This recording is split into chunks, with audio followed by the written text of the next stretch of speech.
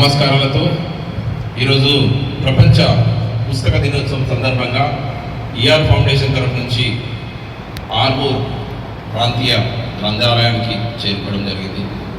So నా తమ్ముళ్ళు వెనుక ఉన్నటువంటి మిత్రులు కూడా ఒకసారి ముందుకు వస్తే మిమ్మల్ని కూడా చూసే అదృష్టం నాకు కలుగుతుందని అనుకుంటున్నాను. సో ఈరోజు 23 ఏప్రిల్ ప్రపంచ పుస్తక దినోత్సవం సందర్భంగా యునెస్కో గుర్తించినటువంటి ఈ యొక్క ఈవెంట్ని మనం ఎందుకు గుర్తు చేసుకోవాలనే చిన్న సందర్భంలో ఈఆర్ ఫౌండేషన్ నుంచి నేను రాజశేఖర్ చార్టెడ్ అకౌంటెంట్ మరియు అన్న రామ్ ప్రసాద్, అన్న రామచందర్ గారు లెక్చరర్, శంకర్ అన్న రిపోర్టర్ గారు, దశరథ్ తమ్ముడు, వినోద్, దినేష్ అండ్ మీ అందరికీ కూడా ఈరోజు చల్లటి సల్లన తీసుకొచ్చినటువంటి మా ప్రమోద్ మరియు సార్ స్వామి గారు, స్థానిక లైబ్రేరియన్ గారు ఈ అవకాశం ఇచ్చి మీ అందరితో నా అనుభవాన్ని షేర్ చేసుకునే అవకాశం కలిగినందుకు మీ అందరికీ కూడా మరొకసారి నమస్కారాలతో, పిల్లలందరికీ నా యొక్క విషెస్తో నేను ఎక్కువ టైం తీసుకొని 5 నిమిషాలు ముగిస్తాను. ఈరోజు మీరందరూ కూడా వివిధ గ్రామాల నుంచి ఇక్కడికి వచ్చి నా అక్కలు అందరు చెల్లెమ్మలు అండ్ తమ్ముళ్ళందరికీ కూడా నా యొక్క విషయం చెప్తూ, మీరందరూ సమకాలీన ప్రపంచంలో ఎడ్యుకేషన్ స్టార్ట్ చేసుకొని 10th వరకు, 10th తర్వాత ఇంటర్మీడియట్ తర్వాత గ్రాడ్యుయేషన్ విచ్ఎవర్స్, అంటే బీటెక్ సైడ్ కావచ్చు, లేదంటే కన్వెన్షనల్ కోర్సెస్లో ట్రెడిషనల్ కోర్సెస్లో బీకామ్ కానీ, బీఎస్సీ కంప్యూటర్స్ కానీ అండ్ బిఏ కానీ ఇవన్నీ చేస్తూ కాంపిటేటివ్ ఎగ్జామ్స్కి ప్రిపేర్ అవుతున్న అందరికీ ఫ్యూచర్ బాగుండాలని ఆలోచిస్తుంది. ఆర్మూర్ కాన్స్టిట్యున్సీలను మీరు వివిధ గ్రామాల నుంచి అందరూ కూడా నాకు తెలిసి middle class, upper middle class, lower middle క్లాసే మన జీవితాలన్నీ కూడా ఒక చదువు, నైతిక విలువలు, తల్లిదండ్రులు, ప్రేమ, అభిమానం, కట్టుబాట్లతో ఉన్నటువంటి జీవితంలో మీరందరూ కూడా ఇంత శ్రద్ధతో ఇక్కడికి వచ్చి చదువుకోవడానికి ఇంట్రెస్ట్ చూస్తున్నందుకు నాకు చాలా సంతోషంగా ఉంది. ఎందుకంటే జనరేషన్స్ మారిపోతున్నాయి, 5G, 6G, 7G దాకా వెళ్ళిపోయినట్టు మనం బయట చూస్తుంటే బైక్ల మీద బయట తిరగాల, లేకపోతే ఏదైనా సినిమాకి వెళ్ళాలా, లేదంటే ఎంటర్టైన్మెంట్ కాకుండా వ్యవస్థ మీద, భవిష్యత్తు మీద మీకున్నటువంటి శ్రద్ధను చూస్తే చాలా సంతోషం వేస్తుంది. ఎందుకంటే కార్యదీక్ష అంటే మీకున్నటువంటి ఇంట్రెస్ట్, తల్లిదండ్రులు నా ఫ్యూచర్ ఎలా ఉంటుంది, నా తల్లిదండ్రులకు నేనేం మంచి జీవితాన్ని ఇవ్వాలా, నా జీవితాన్ని ఇంకా మంచిగా బంగారుమయం చేసుకోవాలని మీ ఆలోచనకి సల్యూట్ చేస్తున్నా, హ్యాట్స్ ఆఫ్ చేస్తున్నా. ఇక్కడ విషయం ఏంటంటే, ఒక మంచి పుస్తకం ఒక 100 మంది స్నేహితులు లాంటిది. మీరు ఆ విషయాన్ని ముందే గ్రహించి మీరు ఇంత చక్కటి ఆలోచనతో ముందుకు రావడం అనేది ఐ ఫీల్ వెరీ గుడ్. మనం ఆ స్టేజ్ నుంచి వచ్చాం. నేను 1970s 576లో జన్మించి అప్పుడు ఉన్నటువంటి పరిస్థితుల్లో సైకిల్ లేవు, స్కూటర్ లేవు, మోటార్ సైకిల్ లేకుండానే, మొబైల్ ఫోన్ లేకుండా మాకు పోతే కాలేజీలో ఉపాధ్యాయులు చెప్పింది, లేదంటే అప్పుడు జోషి సార్ అని ఉండే ఆర్మూర్లో లైబ్రేరియన్గా, అతను ఎప్పుడైనా లైబ్రరీకి వెళ్తే చదువుకొని అప్పుడు టీచర్ జాబు, లేదంటే కానిస్టేబుల్ జాబు, లేదంటే ఒక నార్మల్ కోర్సెస్ లైఫే ఉండే. 2000 సంవత్సరం నుంచి వ్యవస్థ మారింది. 2000 తర్వాత 2K జనరేషన్స్ తర్వాత మనం ఏం చదువుతున్నాం అనేది ఒక లక్ష్యం పెట్టుకున్నాను. ఆటోమేటిక్గా ఇంతకుముందు నేను 10th క్లాస్ చదివినప్పుడు 479 మార్క్స్ వచ్చినాయి నాకు. అది ఫస్ట్ క్లాసు 379 అప్పుడు ఫస్ట్ క్లాస్ అయినా 360 పైన వచ్చిందని, ఫస్ట్ క్లాస్ పాస్ అయినా 4 అయ్యారని. ఇప్పుడు 600కి 590 ఎందుకు రాలేదు, 595 ఎందుకు రాలేదు, 500 కాడికేమో ఇంత వచ్చినాయి. ఇంటర్మీడియట్ రాగానే అవుట్ ఆఫ్ 1000కి 995. ఇవేం ర్యాంక్స్? ఇంత బలవంతంగా చదువుతున్నామా, నిజంగా చదువుతున్నామా, బట్టి చదువుతున్నామా? మరి అన్ని మార్క్స్ వస్తున్నాయి. మరి అంతే ఎత్తున ఉద్యోగ అవకాశాలు ఎందుకు లేవు? Competitive especially staff selection commission కానీ, లేదంటే అంతకుముందు ఉన్నటువంటి బ్యాంకింగ్ రిక్రూట్మెంట్ సర్వీస్ బీఆర్, ఇప్పుడు ఏమైందని బ్యాంకింగ్ IPBS కదా, అది ఇంటిగ్రేటెడ్ బ్యాంకింగ్ సెక్టర్కి సంబంధించిన రిక్రూట్మెంట్ ఏజెన్సీస్ కానీ, లేదంటే వేరే స్టాఫ్ సెలెక్షన్ కమిషన్తో పాటు Andhra Pradesh public service commission PGSC. So అలాగే వేరే వేరే కాంపిటీషన్స్కి జనం ఏమైపోతున్నారంటే ప్రభుత్వ స్కూల్లో చదివినటువంటి విద్యార్థులు 100% ఎఫర్ట్స్ పెడుతున్నారు. కొంతమంది మీలాంటి వ్యూహం అలాగే భవిష్యత్తును దృష్టిలో పెట్టుకుని ఉన్న వ్యక్తులు ఖచ్చితంగా నేను కొట్టాలా, నేను క్రాక్ చేయాలా, ఏదో ఒక చేయాలా, ఎలక్ట్రిసిటీ డిపార్ట్మెంటా, ఎడ్యుకేషన్ డిపార్ట్మెంటా, R&Bనా, లేకపోతే టీచింగా, లేదంటే పోలీస్ డిపార్ట్మెంటా, లేదంటే గ్రూప్ 1, గ్రూప్ 2, గ్రూప్ 3, గ్రూప్ 4 ఇలాంటి కోర్సెస్, అలాగే యూపీఎస్సికి సంబంధించినటువంటి ఇస్తున్నాం. సిటీస్లో పల్లెటూరులో నేను గమనించింది ఏంటంటే యాంపుల్ ఆఫ్ మనకు కాంప్రహెన్సివ్ మెటీరియల్ మనకు అవైలబుల్ ఉన్న how to study and why to study and ఆ క్వశ్చన్ ఏ రకంగా ఉంటుంది. మన ప్రాక్టీసింగ్ ముఖ్యం. ప్రాక్టీసింగ్ తర్వాత ఈ క్వశ్చన్స్ని ఎంత టైంలో చేయాలా, అర్థమెటిక్ని ఎంతసేపు చేయాలా, రీజనింగ్ని ఎంతసేపు చేయాలా, వేరే ఏ రకంగా చేయాలా, బ్యాంకింగ్ సర్వీస్లో ఏ రకంగా ఉండాలి. నాదే తీసుకుంటే నేను నాది బీకామ్ అయిన తర్వాత నేను బిఎస్ఆర్బి నేను రాసినాను ఎగ్జామ్. నేను పరిసర అయినా నాకు ఇది వచ్చింది, ఇంటర్వ్యూ వచ్చింది. ఇది 1998లో ఇంటర్వ్యూ వచ్చింది నాకు. ఎంత సంతోషం అని అంటే మా నాన్న ఒక మ్యాథమెటిక్స్ టీచర్ 1960స్లో ఆయన ఎంఎస్సి మ్యాథమెటిక్స్ మంచి టీచర్. ఆయన ఆలోచన కూడా నన్ను ఒక ఇంజనీర్ కాకుండా ఒక మంచి లెక్చరర్గానో లేదంటే బ్యాంక్ ఎంప్లాయీ, రైల్వే ఎంప్లాయీ ఇలాంటి చేద్దామని అనుకున్నాను. సో నాకు అదే రకంగా నార్మల్గా చదువుతుంది. కానీ ఇంటర్వ్యూ రోజు ఏ రకంగా చదవాలా, ఎట్లా చేయాలి, ఇంటర్వ్యూ ఏ రకంగా చేయాలనేది ప్రిపేర్ అయిపోయినా. అప్పుడు బషీర్బాగ్లో యునైటెడ్ ఇండియా ఇన్సూరెన్స్ బిల్డింగ్లో ఇంటర్వ్యూ జరిగింది. ఆ ట్రైన్లో వెళ్ళినా, అక్కడ దిగినా, అక్కడికి వెళ్ళేటప్పుడు మనసంతా ఆందోళన. సో నేను ఒక మంచి పొజిషన్కి వస్తానొచ్చు, ఒక మంచి బ్యాంకు అంటేనే అప్పుడు ఒక డ్రీమ్ జాబ్. ఇప్పుడున్న దాంట్లో బాగా ప్రెషరైజ్డ్ జాబ్ ఉంది, కానీ అప్పట్లో వైట్ కలర్ జాబ్ అంటే బిఎస్ఆర్బి కొట్టినట్టు అతను తప్పకుండా ఆయన బ్యాంక్ మేనేజర్ అయిపోతాడు, ఒక లెవెల్కి వెళ్ళిపోతాడు. ఆయన జీవితం, ఆయన యొక్క కుటుంబం వ్యవస్థ అంతా మారిపోతుంది, ఆయన జనరేషన్స్ మారిపోతాను. ఒక మంచి కాన్సెప్ట్తో నేను పోయినా. బయట నన్ను ఆపిన నీ నంబర్ ఎంత అంటే పేర్లను రాసుకున్నారు. ఒక్కొక్కరు 5-10 నిమిషాలు ఇంటర్వ్యూ చేస్తున్నారు. నేను భయంగా చెమటలు పడుతున్నాయి. పోయిన లోపలికి పోయి good morning, good evening, good evening sir అని లోపల ముగ్గురు ఉన్నారు. 2 మేల్, ఒక ఫీమేల్ మేడం ఉన్నారు. నమస్కరించి వాళ్ళు please take your have your seat అని కూర్చున్నాను. ఇమీడియట్గా చెప్పాను వాళ్ళు Telugu, English which ever is convenient అని చెప్పాను. నాకు ఇంగ్లీష్ వచ్చు కానీ భయం పెడుతుండే. కమ్యూనికేషన్ స్కిల్స్లో ఏదైనా ఇంగ్లీష్లో గ్రామర్ తప్పిపోతుందేమో, వాజ్ని వరన్నామా, ఈజ్ని యాజ్ అన్నామా అనే ఒక భయంతో నేను మాట్లాడలేకపోతుంటాను. ఇప్పుడు కూడా ఏదైనా మంచి అందరి పిల్లలకు వస్తుంది ఆన్సర్. టీచర్ వచ్చి ఈ క్వశ్చన్కి ఆన్సర్ ఎవరు చెప్తారో అనగానే ఎంత పిల్లలు ఏం చేస్తారంటే ముందటి పిల్లల్ని ఇట్లా కవర్ చేసుకుంటారు. నన్ను అడగద్దు. ఇది అందరి పిల్లల దాంట్లో ఉంటుంది. సో ఆ ఆత్మన్యూనత భావం ఏమైపోతుందనంటే మనల్ని అక్కడే ఆపేస్తుంది, మనకు ఆన్సర్ యాక్చువల్గా చెప్పలేకపోతుంది. సో ఆ రూమ్లోకి ఎంట్రీ కాగానే నాకు ఒక డిఫరెంట్ వాతావరణం, ఎంత పెద్ద మనుషులు, అప్పుడు జనరల్ మేనేజర్స్ వాళ్ళు ఇంటర్వ్యూ తీసుకుంటున్నారు. ఈ క్వశ్చన్స్ అడుగుతారు. ఫస్ట్ ఏం అడిగినారు, మీ గురించి చెప్పండి అని. సార్ నా పేరు రాజశేఖర్, మా నాన్నగారు ఇది, నేను ఇక్కడ బీకామ్ చేశాను. ఓకే, ఎంత పర్సెంటేజ్ వచ్చింది? 7% వచ్చింది. Okay, everything is good. Say about Indian banking system. Banking ఇప్పుడు సెటప్ అయింది, ఫస్ట్ బ్యాంకింగ్ ఇక్కడ స్టార్ట్ అయింది అవి చెప్పిన తర్వాత ఇమీడియట్గా type of bank A banks ఉంటాయని అంటే షెడ్యూల్స్ బ్యాంకు ఇవి అని చెప్పిన తర్వాత నార్మల్గా ఇంకా కొన్ని క్వశ్చన్స్ అడుగుతామన్నా, మీకు ఏది ఇష్టం అన్నారు.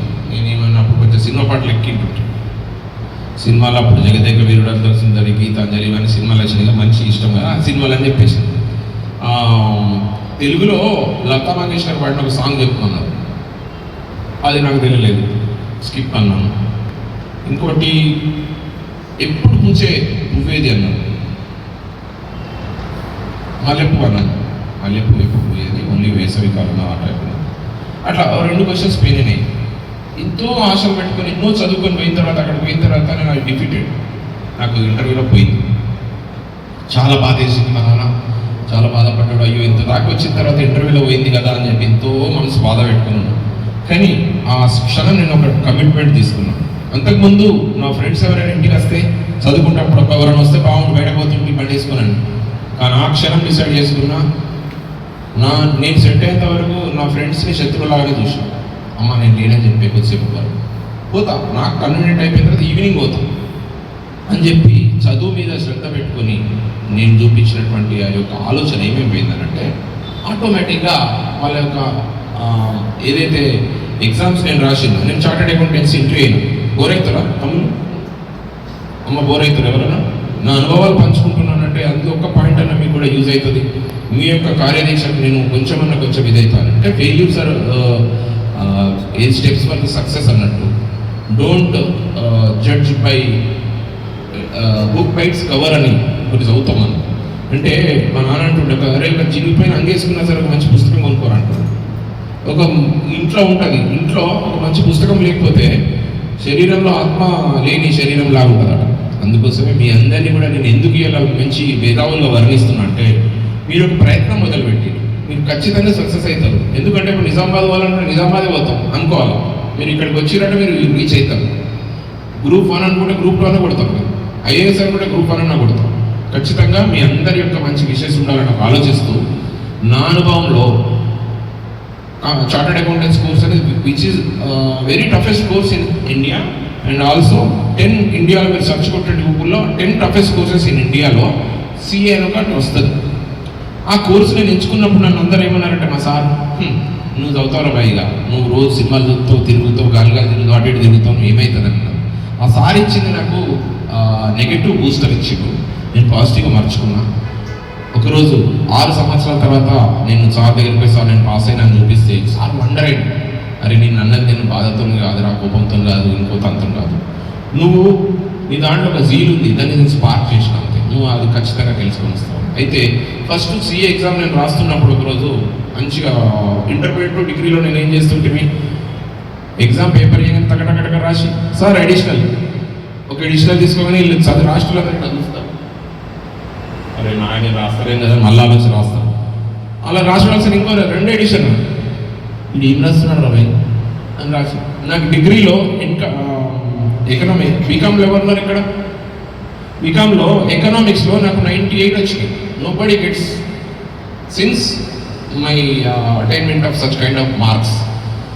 98 అనేది యూనివర్సిటీలో టాప్. ఒక్కడి నుంచి ఫోన్ చేసి అక్కడ కాలేజ్కి ఎవరి అబ్బాయి అది అని ముఖేష్ రెడ్డి. సో అంత మంచి రాసిన మంచి దిశతో రాసిన కదా, ఇప్పుడు మనకంటే ఎవరు తిరుగులేదు. ఖచ్చితంగా నేను ఈ సిఏ ఏదైనా కొట్టేస్తాను అనుకుని పోయిన హైదరాబాద్కి వచ్చి తీసుకున్నప్పుడు ఎగ్జామ్ ఫస్ట్ వచ్చింది. ఈ ప్యాటర్న్ ఎట్లుండదంటే 4 సబ్జెక్ట్స్ ఉంటే 4 ఒక సబ్జెక్ట్ పోయినా అంటే 50 కంటే తక్కువ వస్తే 4 సబ్జెక్టులు మళ్ళీ రాయాలి. 1, 2, 3, 4 మనం ఒకటి పోయిన తర్వాత సప్లిమెంటరీ రాసుకుంటాం. ఈ ప్యాటర్న్ అట్లా ఉండదు. మళ్ళీ వరల్డ్ వైడ్ ఇది అనుకున్న రేంజ్ ఎందుకు రేటింగ్ ఏంటంటే ఒక సిఏ ఎగ్జామ్లో ఒక 2.5% మాత్రమే 100 మంది రాస్తే 2.5 వ్యక్తులు మాత్రమే పాస్ అవుతారు. సో అంత కఠినమైన ప్యాటర్న్ ఉంటుంది. కాబట్టి మేము పోయి ఎగ్జామ్ రాసిన వింటున్నాం.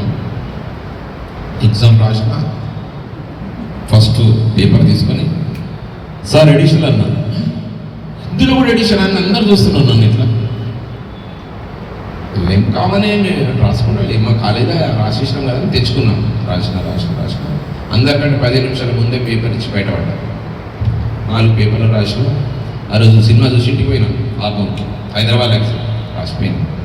పోయిన తర్వాత ఇది 40 డేస్కి వస్తాయి రిజల్ట్స్ అప్లై చేసేసరికి అప్పుడు ఇంటర్నెట్ కొత్తగా వచ్చింది. అప్పుడు ఆ సెంటర్కి వెళ్ళి చెక్ చేస్తున్నాం మార్క్స్ 1 నెంబర్ ఇట్లా కొట్టిన తర్వాత అది తిరుగుతుంది.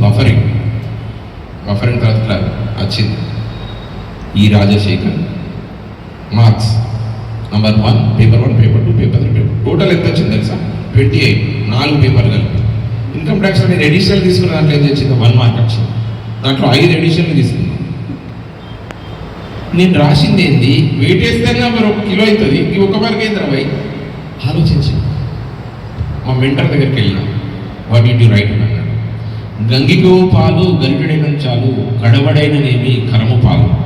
అంటే మనం నమ్మంత పేపర్ నిప్పుడు చేస్తే మార్కులు వస్తుంది, ట్రెడిషనల్ సిస్టమ్.